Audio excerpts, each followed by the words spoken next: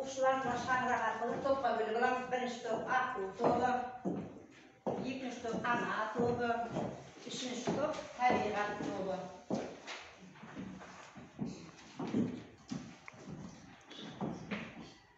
Міне балалар, бүгінгі сабағымыз Мұқағали Мақатаевтың «Аққулар» кітабында поэмасы.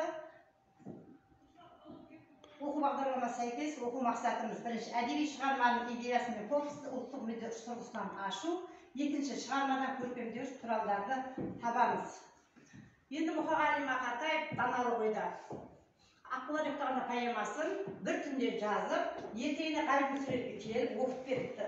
Ғабит Мүсірепов поэманы мұқият тыңдап, Мұқағалидың арқасынан қағып өте жақсы деп баға береді, ақынға алтын қаламын сыйлайды. Өйткені ол ақынның шығармасы одан ары қарап шыңдай беріп өзінің алтын қаламын ұсынған екен.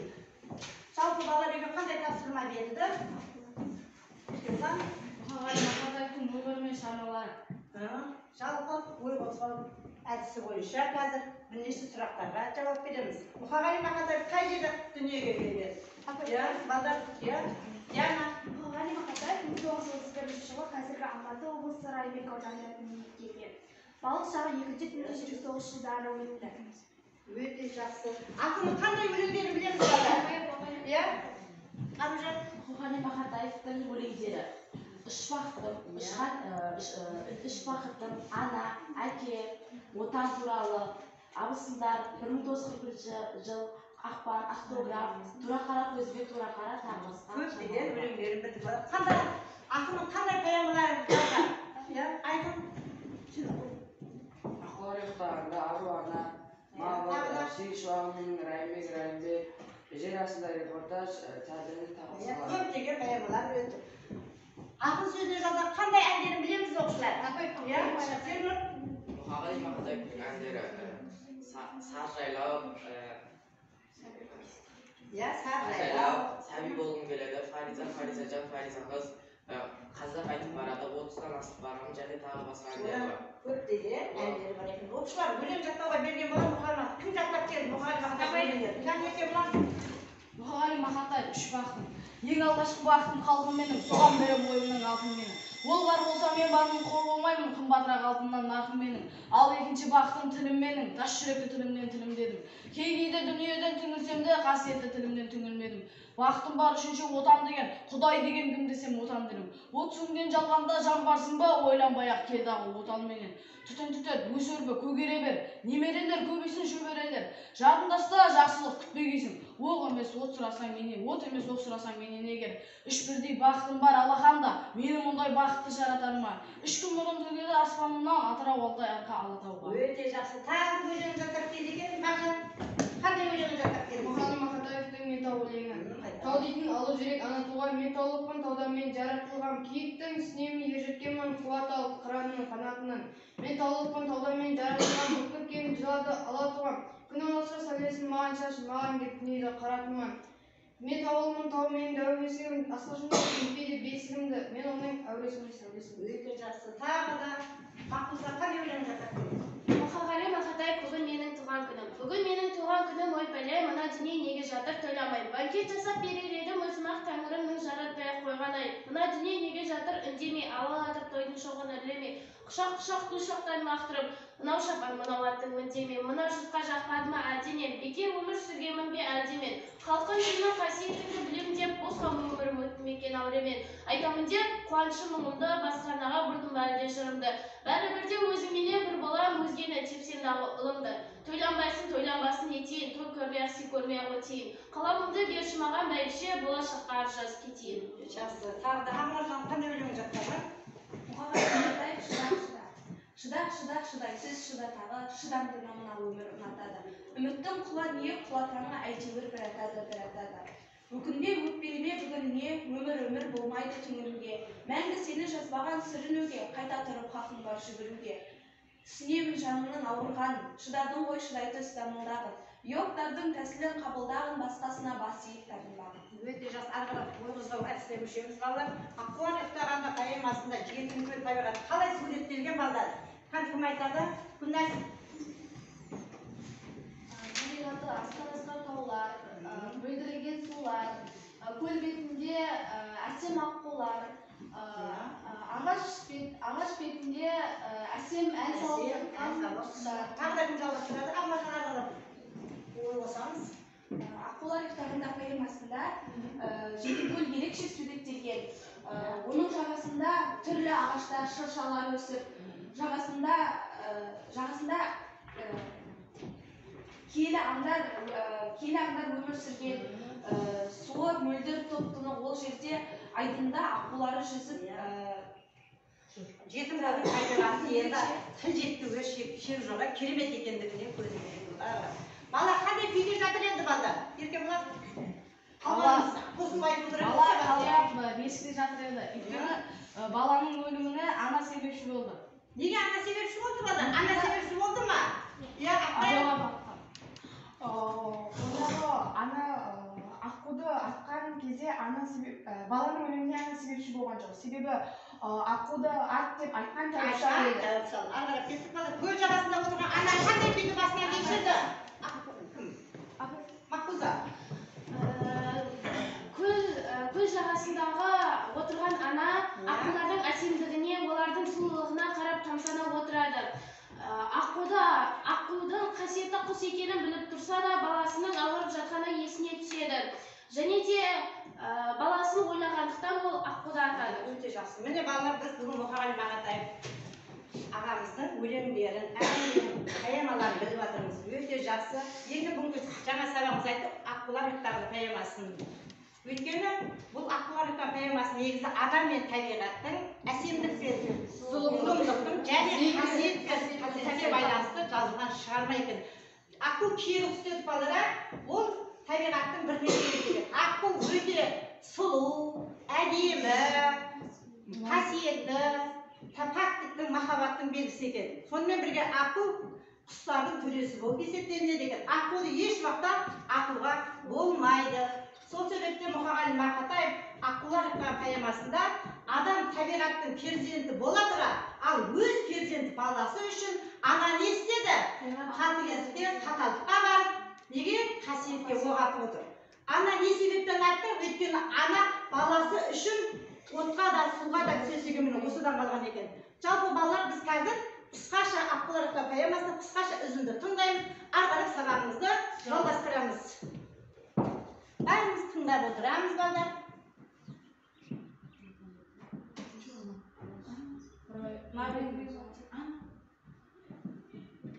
Бәріміз тыңдап, назарларыңыз екіріңді болсын, балдар.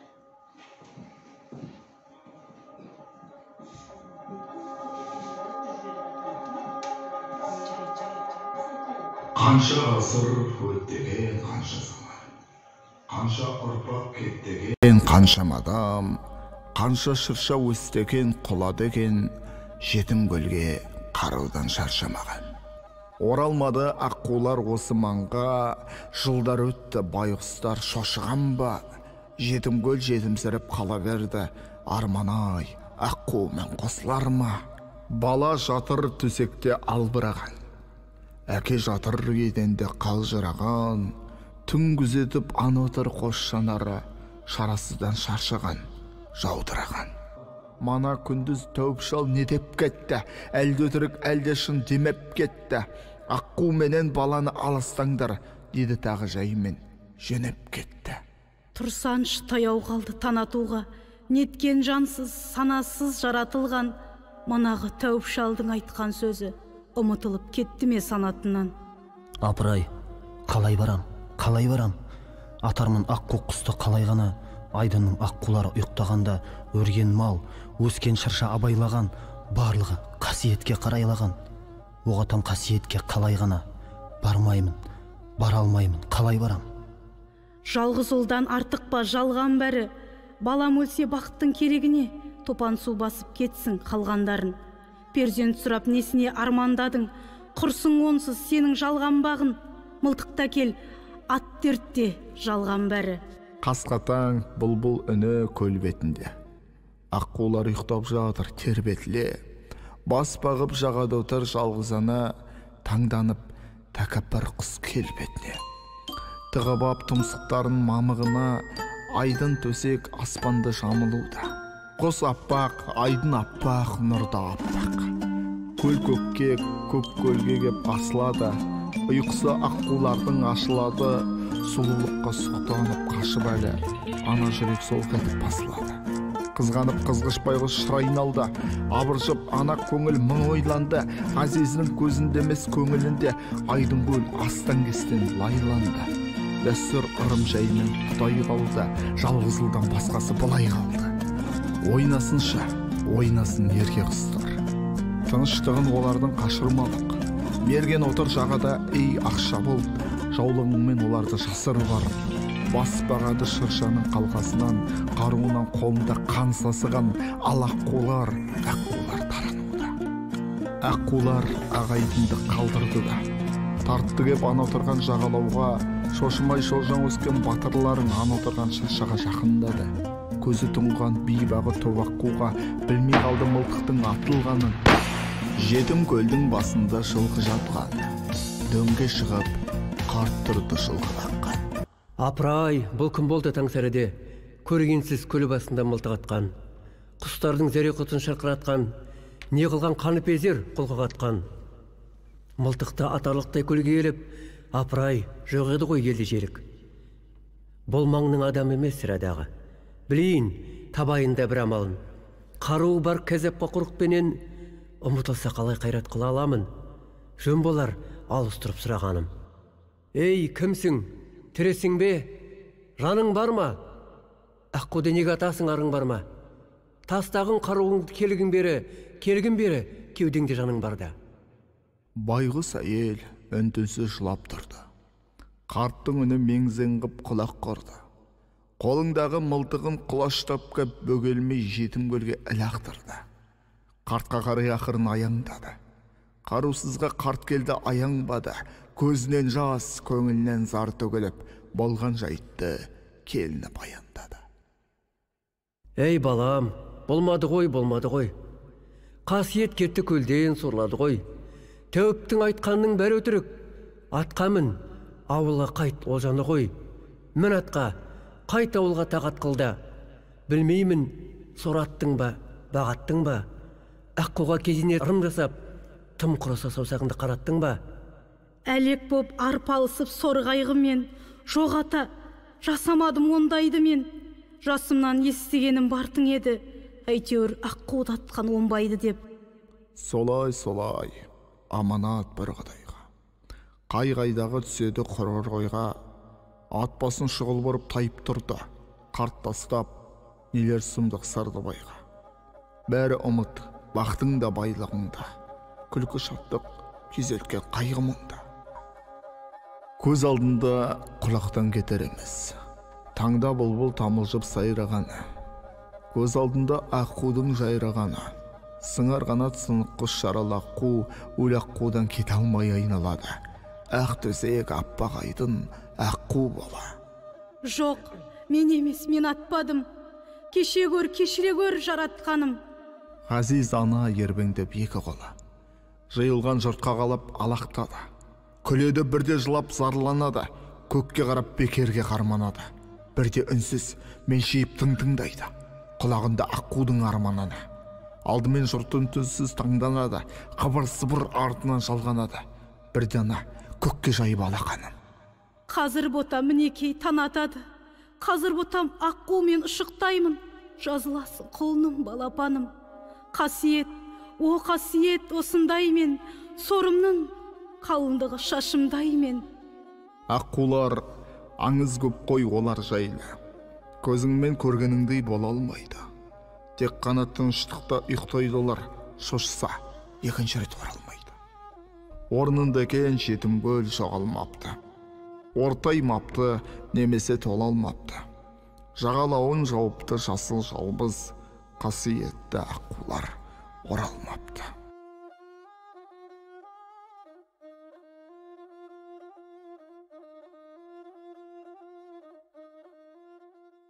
Тыңдадық. Кім айтады? Не түсіндің? Жалпы Бибінұр қысқаша ғана. Бұл жерде ана мен әкенің жар дегенде жалғыз балдары Дертке шалдығып өлім аузында жатуы болды. Оған себепші болған тәуір шалдың аққуды ату деген аққудың қанатымен ағызса сөзі дұрыс болмады. Себебі аққу қасиетті құс, оны атуға болмайтын.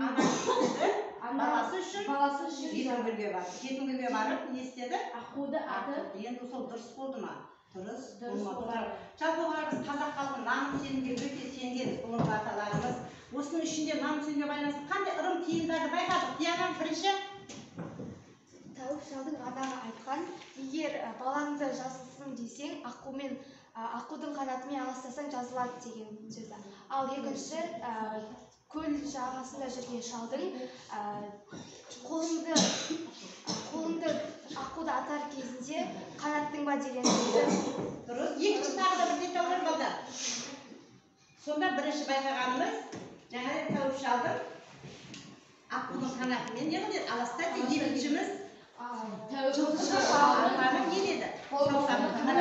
Қазақтың киімдарына байланысты. Енді балдарға қараймыз. Жаңа айттық балдар. Аққу өте киелі құс деді, әсемдіктің, сұлулықтың, табиғаттың, махаббаттың белгісі деді. Осы аққу қай кітапқа енген екен? Не себептен құсылықта Қазақстан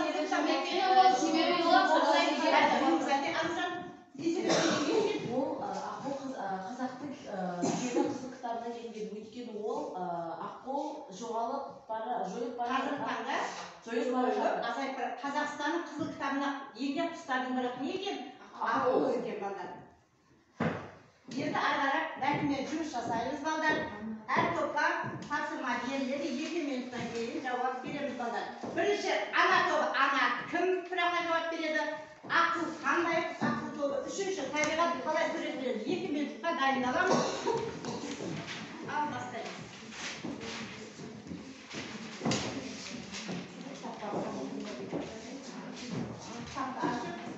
Ана кім? Болған топ шапалағы ол сабақты жалғастырамыз.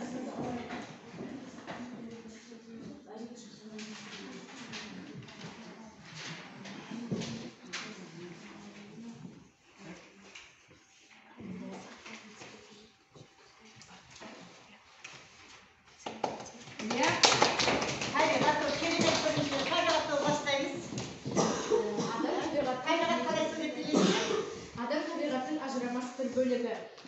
Менің ойымша, табиғаттан асқан шексіз сұлулық жоқ. Біз өзіміздің өмірімізді жақсарту үшін осы біз табиғаттан басқаруымыз қажет. Табиғат аялауымыз керек және қорғауымыз керек. Тағы жалғастырады табиғат тобынан.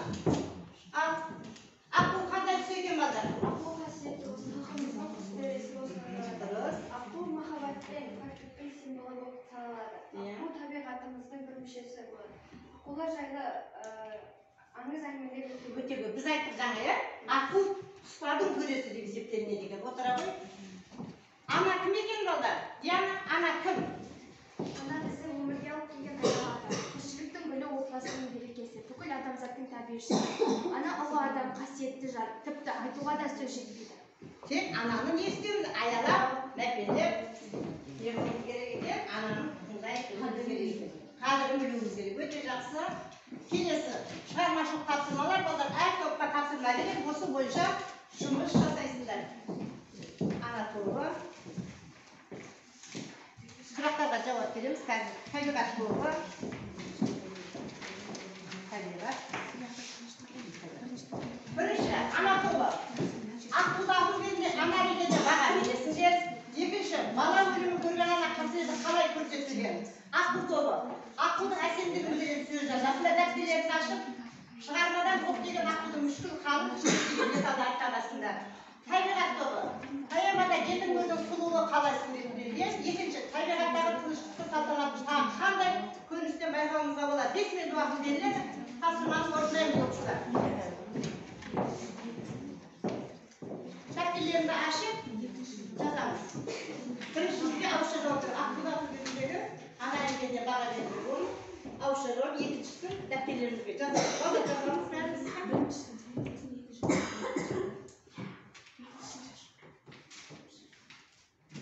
Дәптерлеріңді ашып жазасыңдар.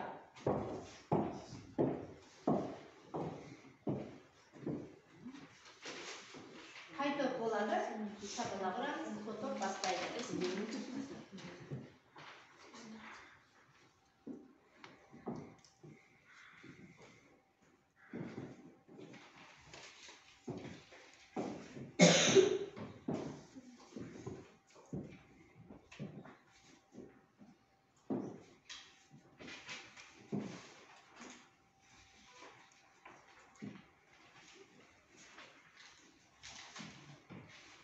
Kesmedi vakit verildi. Dedikimiz.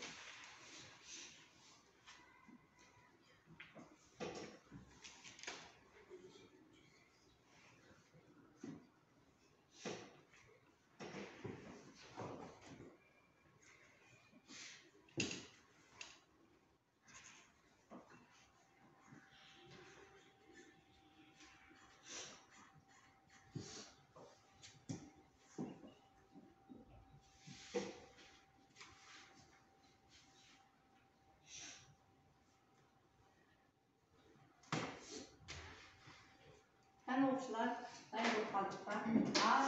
Ben aklımda söyledim. Aklımda açtığım gün böyle bir söz yazdı. Ayıp çıramız. Ayaw. Ya bu kaç dedi bu?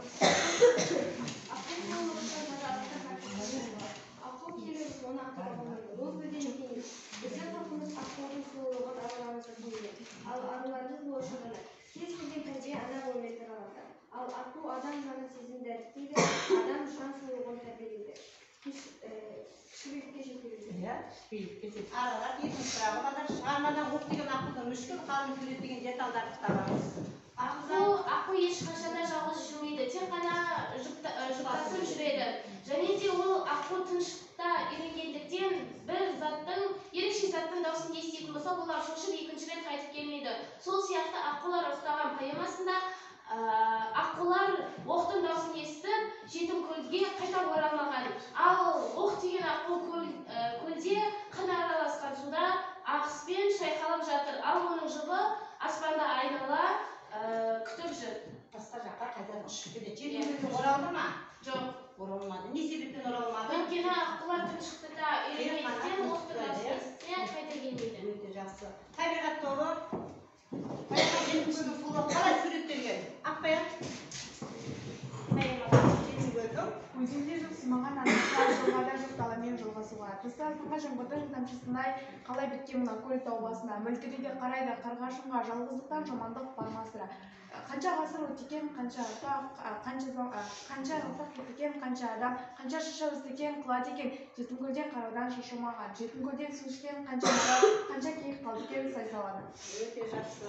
Табиғатқа тыныштық салтанатты қандай көріністерден байқауға болады? Табиғат тыныштығын баласы ауырып жатқан ананың жетім көлге барып аққуды атайын деп жатқан кезде аққуды көріп екі ойлы болып қалады. Атуға қимай бірақ өз баласы үшін ату керек екенін ойлап жетім көлдің әсемдігіне қарап отырған кездегі жетім көлдің тыныштығын байқауға болады. Бұл кезде ана неғылды ойлап отырған кезде тыныштығы әр уақытта сақтау керек еді, бірақ соңында жетім көлдің тыныштығы сақталған жоқ қалды. Ана тобы аққуды ату кезде ана кезден баға берейікші. Диана, қалай баға береді екенбіз? Төсек аспағайында аққу бала, түс аралап көз секілді жаттым бара. Мына жатқан жетім көл мен аққуды өз қолыммен өлтірдім аттым жаңа. Жоқ, мен емес, мен атпадым, кеше көп кешіре өз жаратқаным. Ғазиз ана ербеңдеп екі қолы жиылған жұртқа қарап алақтады. Көкке қарап бекерге қарғанады. Көкке қарап бекерге қарғанады. Бала өлімін көрген адам қалай суреттеледі? Айтыңыз. Ақылға қызық тұрған ана баласының өліп жатқанын көріп, екі анасы талып қалады. Және де оның ойынан бір аққудың даралы екенін көргені және де аққудың сыңғырлаған әні есінен кетпейтін болған. Әр уақытта есінен кетпейтін болған. Келесі тапсырма балдар, біз нақал мәтелдер. Ана тобы нақал мәтел.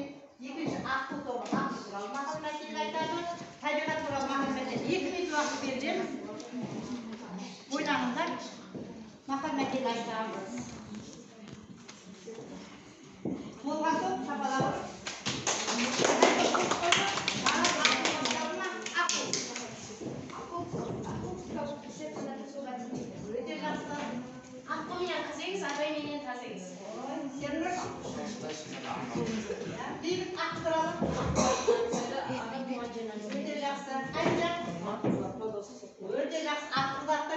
сатаймыз. Әдемі ана туралы кім алмастай айтайын. Анамды Меккеге арқалап алғаннан қарызмақ. Өте жақсы ана туралы тағы да айтуға болады ерте бұлан. Бала ананың көңілі, баланың көңілі қаяқ деген далада ана. Ана алақанның аясы ақшылардың саясы. Өте жақсы, бірнәс. Ақжаулық ананың ақ көрпесі. Маржан. Кім? Айтыңыздар, кім? Айтыңдар, айтың. Әке алдында қызмет, ана алдында қызмет. Өте жақсы. Табиғат туралы айтып ерте бұлар. Жер дауылды шақырады, бұлт жауын шашты. Бибінұр. Табиғат жер байлығы, батырлар ел байлығы. Ағаш ханым, мен мықты адам достарым. Керемет. Адамның табиғатсыз күні жоқ, табиғаттың мұнайдан тілі жоқ. Ақмаржан. Ақбаяш. Таммен тасты су бұзар, ел арасын ту бұзар. Айбек. Су тіршілік көзі, бұлақ көрсең көзін ач. Өте жақсы. Міне көріп отыр. Ана туралы, табиғат туралы, ақ туралы қандай мақал мәтелдер айтты. Енді балалар мен бір мақал мәтел естейін бе деп бүгінгі кейіпкерлер бар. Сендер оны айтпадыңдар қазір. Біріншісін әлі мен айтамын, екіншісін ағарып өздерің жалғастырасыңдар. Ана бұлақ. Апай, Мақұлда. ана бұлақ бала жағада құрақ әке асқарды. Міне көріп отырсыңдар, бүгін біздің кейіпкерлеріміз ана да бар, бала да бар, әке де бар. Енді мен қазір жұмбақ жасырамын. Сол жұмбақтың шешуіне өздері мақал мәтел құрастырасыңдар. Балықтар тыңдап отыр, қайтып шешен торды қол көтереміз, білсек. Пешсіз піскен, ыдыссыз ішкен. Ана сүті. Енді ана сүтіне сендер емес енді, сендер мақал мәтел құрастырыңдаршы. Ана сүті екен. Пешсіз піседі екен, ыдыссыз ішкен екен. Ананың сүті бал, баланың тілі. Тұрмайсың. Ананың сүті бал, баланың тілі. Керемет. Ал, тағы да жұмбақ жасырамыз. Таңмен көзін ашады, әлемде нұрын ашады. Күн. Мақал мәтел құрастырамыз. Сендер болмайды, сендер тақтыңдар. Күн. Ал, айта ғой. Күн дүркіресе көк дүркірер. Иә, көк дүркірер дейді. Енді үшінші жұмбақтың шешуін атсалысамыз балдар. Қайбірақ тауып қойып жатыр. Тобы. Қанаты жоқ, ұшады, аяғы жоқ. Жел. Бибінұр. Жер дауылды шақырады, бұлт жауынды шақырады. Өте жақсы. Мақал мәтелді құрастырдық балдар. Керемет. Ендігі жұмыс қаңғалай көркемдер құралдарды табамыз.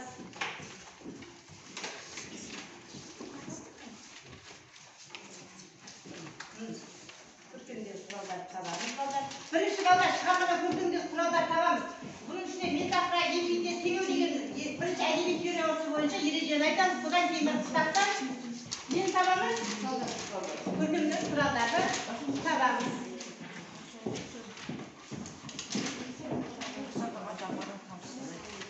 Al бастаймыз балдар. Әр топқа берілді бірінші топ. Метафора, ақ тобына берілді эпитет, ана тобына теңеу, табиғат тобы. 2 минут уақыт беріледі балдар. Кітапты ашамыз, кітаптың ішіне табамыз. Эпитетті, теңеуді, метафораны. Кітапты ашып, өлеңді ашамыз. Өлеңді ашып.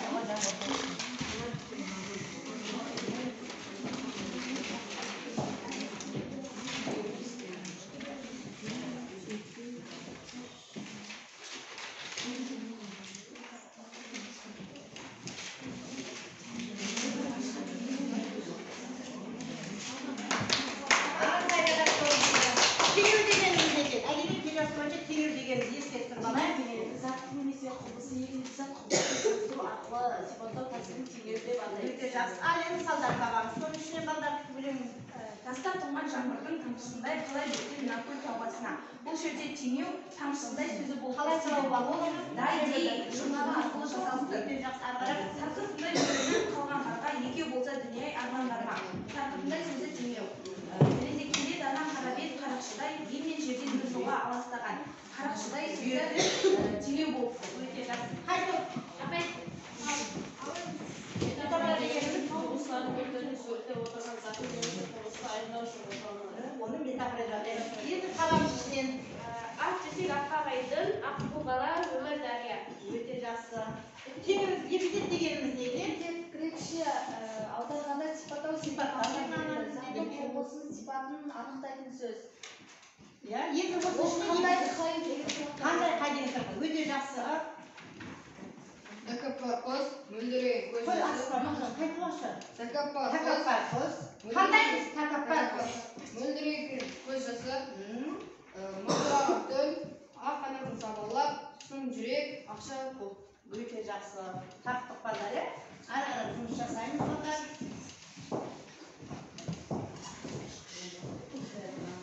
Енді балдар, 2 минут уақыт беремін. Осы Мұқағали Мақатаевтың өлеңдері, әңгімесі, поэмасын оқыдық. Соған байланысты 2 минутта тез жұмысымен жасайық, тез жұмысын теспен жұмыс жасаймыз. 1-2 минут.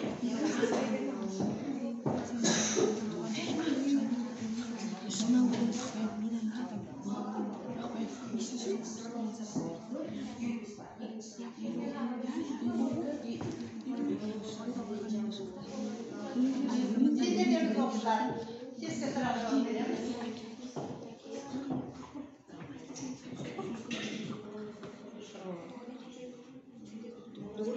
Маған белгілеп бересің, уақыт алмаңдар, маған белгілеп берсең, мен қазір бір тексеріп шығамын.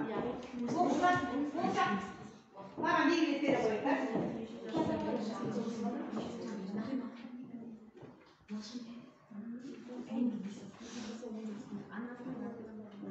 Одан кейін өте жақсы. Мен бір көп беремін. Мына бірінші жауабын дұрыс болмай қалды, Мұқағалиға нешінші жылы дүниеге келді.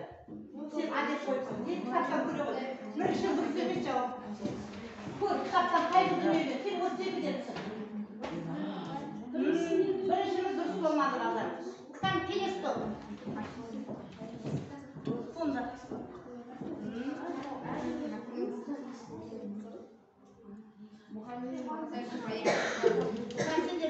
Ана топтан біреу қате кетті, екінші топ. Дұрыс. Сендердің екіншілер дұрыс емес, жамбыл өстепсіз, осыны табыңдар. Екіншілердің жауабы дұрыс емес. Сендердің дұрыс. Дұрыс.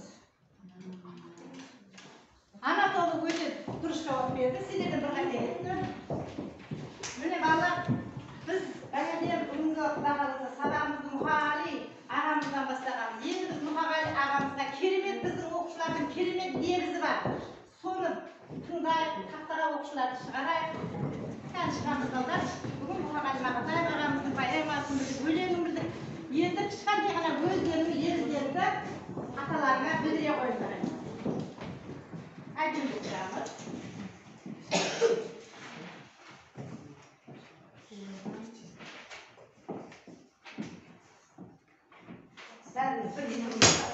Бастаймыз. Мұқағалидың ұрпаққа қалдырған ғасырлар арнасына лайық иіліп бас иеміз. Ой, рахмет.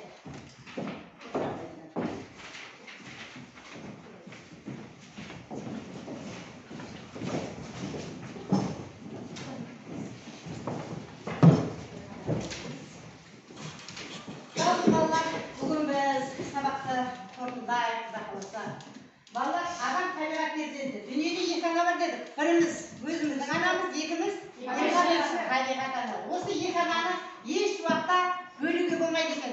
Екеуін де не істеуіміз керек екен? Қадірлеуіміз, құрметтеуіміз және аялай білуіміз керек екен.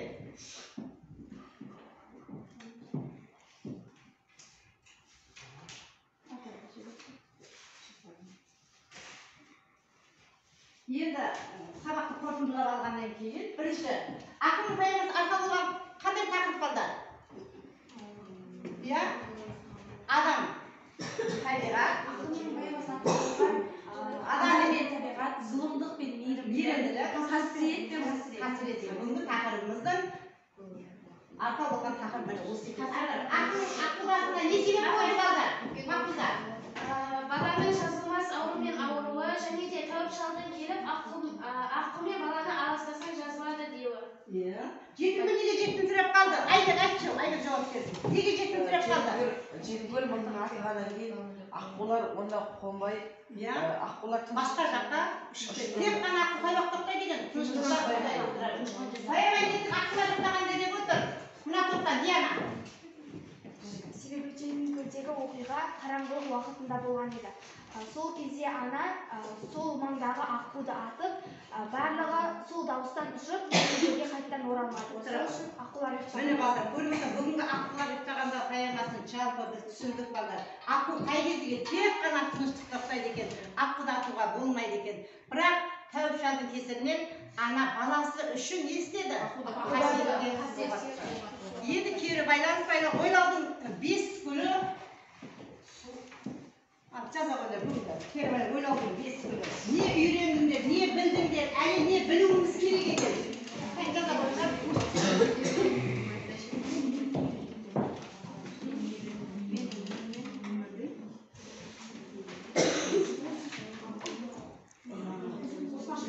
Ойлаудың 5 күні балдар.